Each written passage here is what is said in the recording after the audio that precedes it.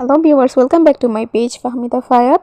তো আজকে সকালে আম্মু বানিয়ে ফেলেছে গরম গরম ধুফিডে, মানে ভাপা পিঠা। আমাদের চট্টগ্রামের আঞ্চলিক ভাষায় ভাপা পিঠাকে ধুফিডা বলা হয়। তো আম্মু খুব তাড়াতাড়ি সকাল সকাল একদম ভাপা পিঠা বানানোর কার্যক্রম শুরু করে দিয়েছে, যেহেতু আজকে আমার ক্লাস ছিল। সকালে খুব তাড়া ছিল, আর আম্মু চাচ্ছিল আমি ভাপা পিঠে খেয়ে তারপরে ক্লাসে যাই। এই যে আম্মু বানিয়ে ফেলতেছে মিঠা দিয়ে, মানে গুড় দিয়ে। আমরা নারকেলটা স্কিপ করি, কারণ ডাক্তারির মধ্যে নারকেলটা দেওয়া ভালো না, যেহেতু কোলেস্ট্রল বেশি ওখানে, প্লাস চর্বিও বেশি। তাই আপনারাও নারকেলটা স্কিপ করবেন যদি স্বাস্থ্যসম্মত ভাপা পিঠে খেতে চান। এই যে আম্মু একটা তুলে দিচ্ছিল আর একটা রেডি করে রাখতেছিল।